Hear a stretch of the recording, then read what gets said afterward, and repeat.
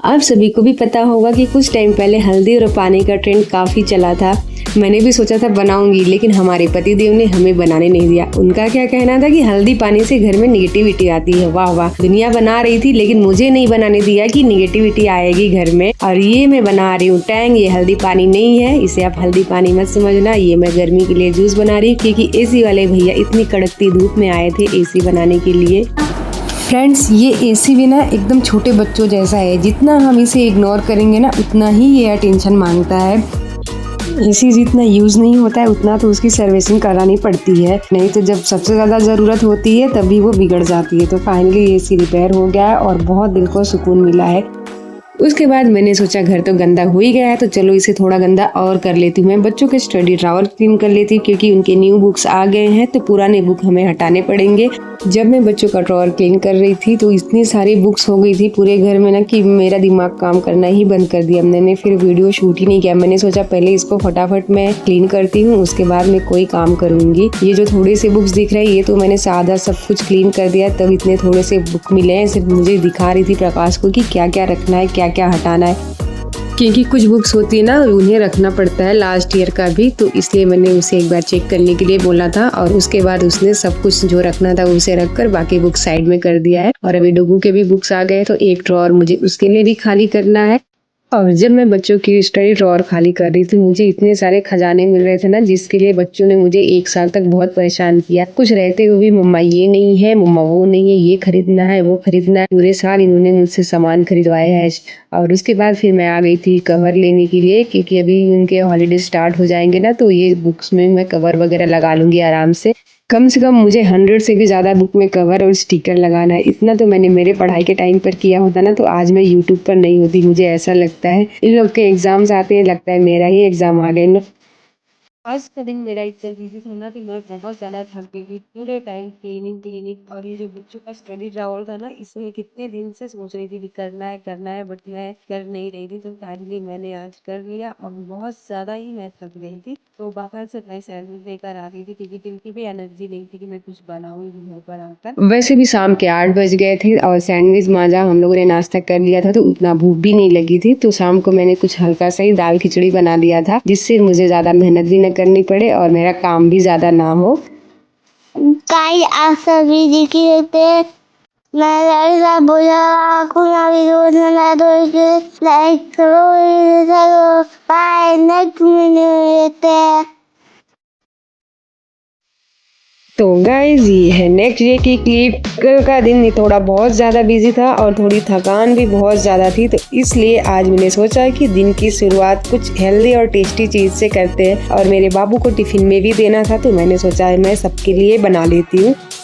तो मैं बना रही थी सत्तू के पराठे। सत्तू के पराठे बोलते हैं, या फिर सत्तू की घाटी बोलते हैं, या फिर सत्तू वाली बाटी भी बोलते हैं। कई जगहों पर कई सारे नाम से इसे बुलाते हैं। आप सब कमेंट में बताना कि इस रेसिपी को आप सभी के यहाँ पर क्या बोलते हैं। वैसे सत्तू बहुत हेल्दी रहता है, गर्मी में ये बॉडी को ठंडा रखता है और बहुत ज़्यादा एनर्जी भी रहती है। और ये सत्तू का पराठा बनाने के लिए ना, इसमें मिर्ची का अचार बहुत ज़्यादा ज़रूरी होता है। मिर्ची का अचार और जो राई का तेल होता है ना, उससे ही ये पराठा बहुत टेस्टी बनता है। और अगर मिर्ची का अचार नहीं रहता है तो उतना टेस्टी नहीं होता है, क्योंकि मैंने मिर्ची के अचार के बिना भी 1-2 बार ट्राई किया था ना, उतना अच्छा नहीं बना था। बाटी बनाने के लिए मैंने यहाँ पर रोस्टेड चने थे मेरे पास, उसे मैंने ग्राइंड कर लिया था। अगर आपके पास सत्तू है तो आप वो भी ले सकते हैं। उसके बाद मैंने इसमें बारीक प्याज, अदरक लहसुन पेस्ट, हरी धनिया और मैंने स्वाद के अनुसार नमक ऐड किया। और इसमें मैंने सरसों का तेल डाला है। आप सरसों के तेल में ही बनाइएगा, काफी टेस्टी बनता है। अगर आप इसमें प्याज डालना नहीं चाहते हैं तो आप उसे स्किप कर सकते हैं, क्योंकि कई लोग बिना प्याज लहसुन का खाते हैं। जैसे कि मैंने मेरे हस्बैंड के लिए बिना प्याज लहसुन का बनाया था, क्योंकि वो नहीं खाते प्याज लहसुन, तो इसलिए मैंने उनके लिए अलग से पराठा बनाया था। और अपने लिए मैंने सत्तू की बाटी बनाई थी, जिसे मैंने तेल में फ्राई कर लिया था। और उनके लिए बिना ऑयल का पराठा बनाया था। और यहाँ पर स्टफिंग मेरी रेडी है, तो मैंने आटा लगा लिया है। तो आटे में मैंने थोड़ा सा अजवाइन छिड़क दिया है क्योंकि आटा गोरा से थोड़ा सा काला हो जाए, और थोड़ा सरसों का तेल, और थोड़ा इसे नमकीन बनाने के लिए मैंने नमक ऐड कर दिया है। और आटे को मैं एकदम सॉफ्ट सा गूंथ लूंगी ताकि मेरे पराठे है ना जो भारत का नक्शा ना बने। तो गाइस आटा तो मैं गूंथ लेती हूँ, लेकिन पराठे पता नहीं गोल बनेंगे या नहीं।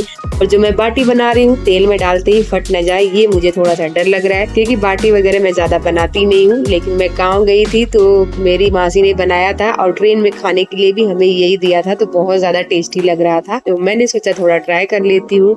और सच में शादी से पहले तो मैंने कभी ये सब नहीं बनाया है, लेकिन इन 10 सालों में मैंने बहुत सारी रेसिपी सीख ली है।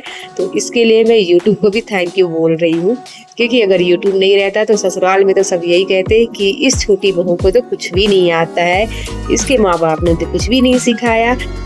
अगर आपको खाना नहीं बनाने आता तो समझो आपको कुछ भी नहीं आता है। अगर आपने खाना अच्छा बना के लोगों को खिलाया मतलब आपको खाना बनाने आ रहा है। तो हमारे यहाँ तो भाई ऐसा ही होता है, सबको रिजल्ट फाइनली चाहिए होता है, पर रिजल्ट के पीछे कितनी मेहनत लगती है ना वो सिर्फ बनाने वाले को ही पता होता है। खाना भी परफेक्ट बने, पराठा भी गोल बने और घर का काम भी एकदम परफेक्ट हो, पर कैसे होता है वो काम ये कोई नहीं पूछता।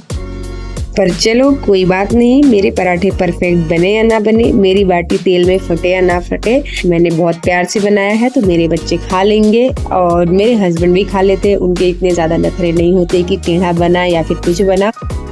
वैसे मेरी बाटी बहुत अच्छी बनी थी, बिल्कुल भी नहीं फटी थी, आप देख सकते हैं।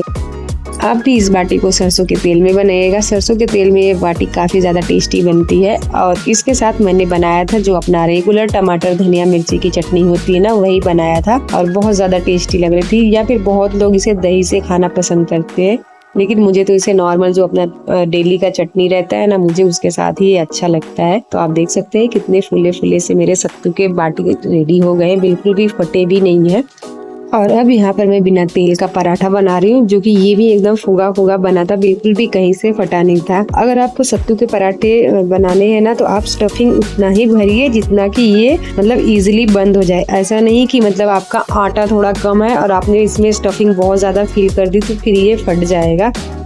और जब आप पराठे को बेल रहे हैं ना तो हल्के हल्के हाथों से उसे बेले, नहीं तो अगर ज्यादा प्रेशर देंगे ना तो पराठा फटने के चांसेस रहते हैं। और जो आपकी स्टफिंग है ना उसे भी ज़्यादा ड्राई ना रखें, उसमें थोड़ा ऑयल ज़्यादा ऐड करें जिससे कि आप फील करने के टाइम सत्तू बाहर ना गिरे।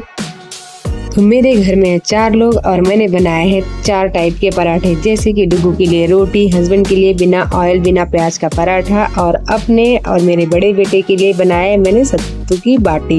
तो आप देख सकते हैं 4 लोग और 4 टाइप की रेसिपी। और उसके बाद मैंने बर्तन वगैरह फटाफट क्लीन किया और चली गई थी अपने डुगू को स्कूल से लाने। और थोड़े बहुत सामान थे उसे भी मुझे लेना था, तो मैंने थोड़ा सामान भी लिया। और इतनी गर्मी लग रही थी कि पहले घर में घुसते ही मैंने फैन ऑन किया। और यहाँ पर मेरे डुगू की एक अच्छी आदत है, वो घर में एंट्री करते ही डोर को अच्छे से लॉक कर देता है। और जब घर में हमने एंट्री किया तो देखा तो उसके डैडा भी घर पर थे, क्योंकि वो बाहर गए थे, हमें पता नहीं था कि वो घर पर आ गए हैं। तुम स्कूल गए थे दोनों? वाह। से और भाई के लिए कुछ नहीं लाया? अरे सही था, फिर दे दो मुझे। ये जी भी है, कह रहा है एक मेरा एक मेरे भाई के लिए ले लो। ऐसे मुझे बोल पूरे क्यों दिला देते हो इसको? ये तो गंदा रहता है ना चिप्स लेने का, ये कुरकुरे चिप्स नहीं खाने का।